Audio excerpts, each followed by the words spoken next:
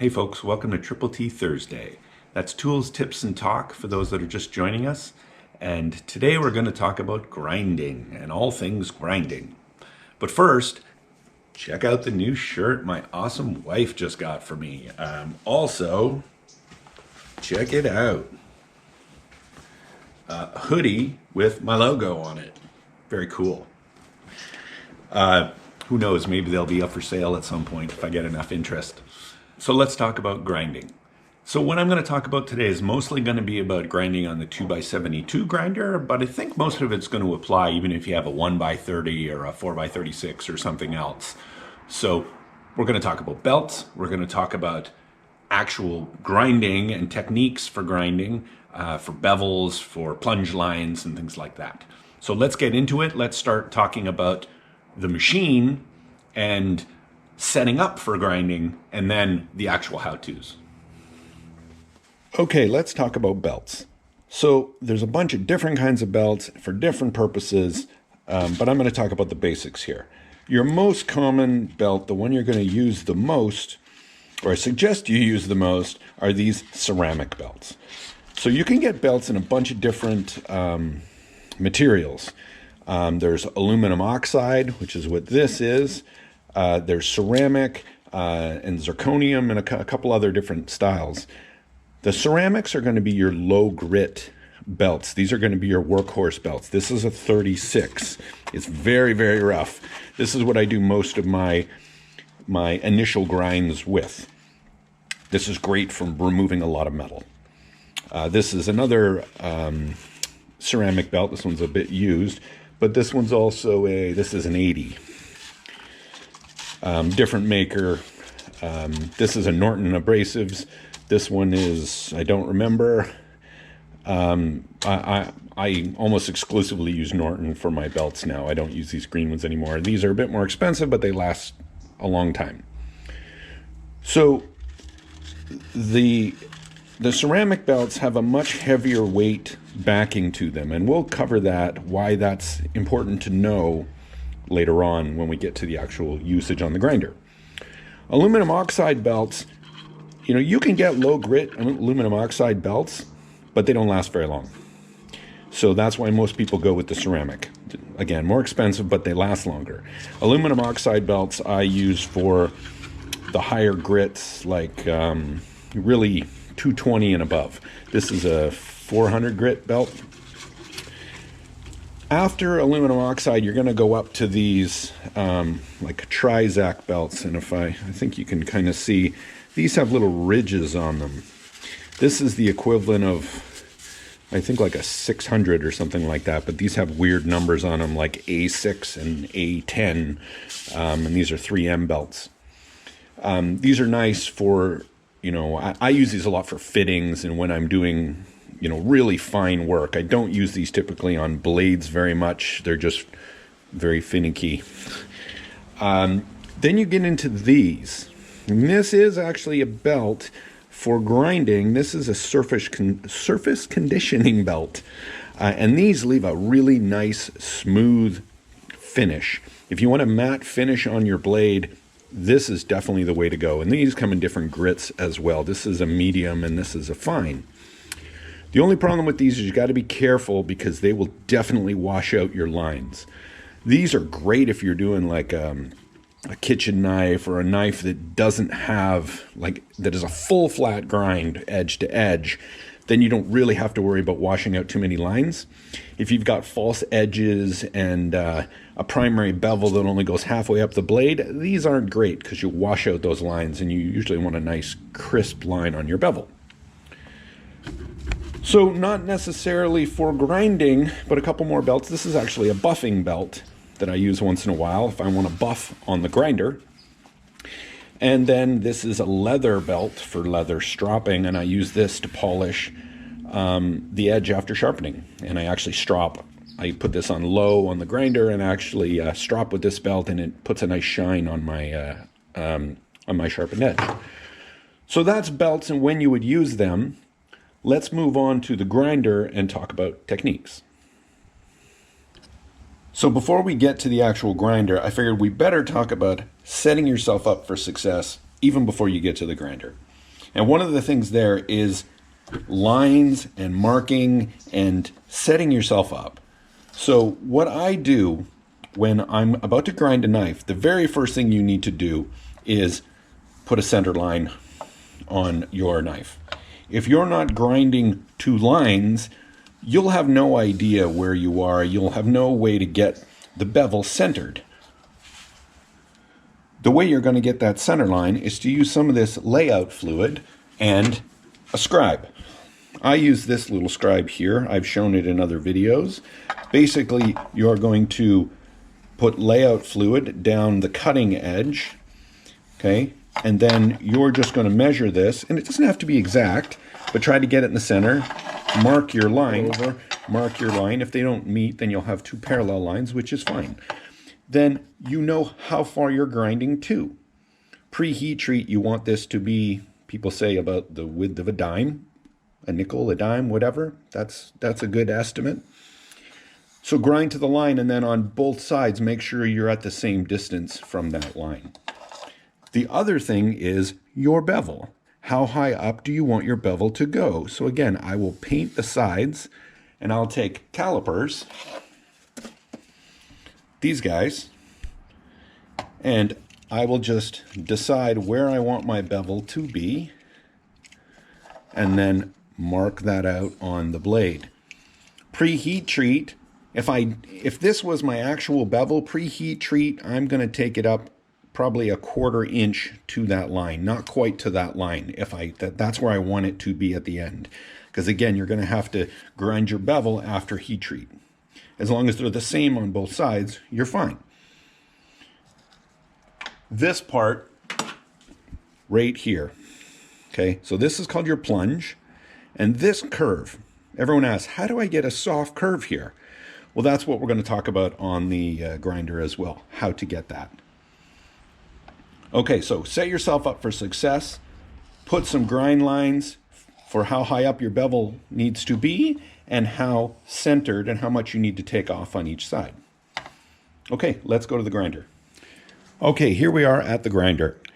First things first, let's talk about that one topic that everyone likes to have an opinion on, to use a jig or not to use a jig. So, yes, I started with a jig. I think a lot of people do. It's inevitable. You'll want, hey, I want an easier way to do this because it's hard. Like everyone, you probably will start with a jig. Maybe not. Maybe you'll start freehanding, but a lot of people do. That's great. That's kind of great for starting out. You will quickly learn that the jig becomes more cumbersome than it's worth. And I'll explain a little bit why. So let's pretend this is our jig, and we're going to use this as our knife. So what you're typically going to have for a jig is there's going to be some way to raise and lower this angle, okay? And that's going to give you your bevel angle. Seems like it would make sense. The problem is, once you have this set, that's your angle, okay? And you're just like, well, of course, that's what I want. Well, it's not really what you want. That's what you think you want. The only ability you have right now is now going back and forth. Okay, you can't vary the angle a little bit or change it without going and messing with this. And you might say, well, that sounds like it makes sense. Well, it's hard to explain, but you're going to want to change this. As you go, you're going to realize, oh, I need it at a different angle, and you change it. Oh, and I want it at a different angle. Or when I'm doing a different part of the knife, you might want to apply pressure in different areas. And we'll talk about that when we get more into freehand grinding and why you probably will eventually move to freehand grinding. The other issue with this is it's very hard to do curves and other things like that. At least I feel it is. Your only way to do these is with the rest and sliding this across the rest. If you want to do a different angle, like if you want your plunge line to be at an angle, well then you got to prop this up like this somehow, and it becomes unwieldy. If you just used a file guide and press this against here, it's a lot easier And especially if you do non-straight or 90-degree plunge lines, this thing is not fun. And just moving this around, I just feel it's a pain in the butt. When you go to the other side, you may think, oh, well, I set it to whatever it is, 10 degrees or something like that. It should be the same on both sides. Okay, let me tell you, it won't be. You're going to have to play with it on both sides. Just because you set it once does not mean it's going to be the same on both sides. So you got my opinion on beveling jigs. I don't like them. I think they're more cumbersome. So what I will do is I do use the rest. A lot of people will do freehand grinding up against the platen, which is great. I don't seem to have either enough practice or I don't have the steady enough hands to keep this still and maintain the same angle that I want as I'm moving. I tend to change it or whatever. What I like to do, me personally, is I will drag the knife across the rest, okay? Which is great because there's always a contact point. Even if you want to change this angle, there's always a contact point where I'm dragging the knife across the rest. It helps me a lot. So I would suggest that's a really good way to start is use the rest for your bevels. And that's why I have a pretty wide rest. You get some grinders that have a very narrow rest. Obviously, that's a little harder. Another thing that's really helpful, you guys may not see it here, but I have a light that I can move around, especially if it's dark in your shop. That's really useful. So I would suggest you get something like that as well. So let's talk about how to get started. So I have a used 36 grit belt on here, and I'll tell you why in a second. And let's assume I haven't done any grinding on this blade yet. The first thing you're going to want to do is set that initial bevel. And what you want to do is at about a 35, 40 degree angle, it doesn't have to be exact, you want to just slowly, and this is something you want to do kind of slowly, take your time, just go back and forth and set that bevel. And you'll get it till about maybe a 1/4 inch, up to about a 1/2 inch. When it's about a 1/2 inch, then you're going to feel like the blade can sit on that flat part and you'll be able to just hold it like that with your thumb. And it will want to just sit there. And turn the grinder off if you want, just to test it, and you'll see that it sits there just with pressure of your thumb. That's what you want. When you're at that stage where you can sit the blade like that and it won't move and it sits on that plane, that's what you want. Because now you're just going to pull the blade back and forth, applying pressure here, and that will keep it going with your bevel. So now what you're going to do is move your thumb down, okay? That's going to start putting pressure a little further down. It will stop bringing your bevel to the center, and it will start to bring your bevel up. So you're basically changing that bevel angle by grinding more of the blade here. And you do this just by moving your fingers down. Finger placement. So I usually grind with a thumb here, this finger down here, and my thumb here. So I can apply pressure with this finger. I can apply pressure with my thumb and just kind of push against the blade as I'm doing it. And sometimes I'll pull the blade and I'll leave my thumb and finger against the blade here. So I have a constant pressure. And then slowly you're just going to bring your bevel up to where you need it. And if you need to bring it down, you'll move your finger back up, and that will start to bring your bevel closer to the center line. And you're going to do that on both sides. Note, you will always be better with your primary hand. Okay, my primary hand is my right hand, so I'm always going to have nicer bevels on my right side until you practice more. And now I almost have it so my left side bevels are the same. It just takes some practice, and I have to spend a little more time on the left side just to get them perfect. Another really important tip, as you're grinding, you guys can't see it, but I'm looking down the top of the belt. Okay, my head is over the top of the belt, and I'm looking straight down, so I can see when the blade and where the blade is going to touch the belt. Okay, I can see if, oh, when you don't want to touch the blade at the wrong angle, because then you're going to have some grinds up on the top of your bevel. You don't want to do it too strong of an angle, because then you're going to have gouges in the tip on the edge. So you want to get it nice and flat. And sometimes I'll actually come in moving side to side, and that kind of helps you not gouge either side of the bevel. So look down the top of the blade. Let's talk about curves. So you'll notice there's a pretty good curve in this blade. If I were to just put this against the sanding belt and just pull directly this way, okay, I will not get a curved bevel. What you will get is a straight line like this down the blade, because that's what you're doing. You're going to get, the bevel is going to come up deeper here, okay, and you'll just get a straight line across the belt. That's not what you want. There's a couple of ways, there's two ways really, to get the bevel to swoop up like this. You can turn the blade, okay, and go with the curvature of the blade on the platen. I find that a little more difficult, but if you're freehanding it without a rest, maybe that's easier. I don't do it that way. When you're applying pressure, if you pull the blade, you'll notice there's a gap here. I'm pulling the blade away as I get towards the tip or the curve. And by doing that, you're making this bevel go up higher.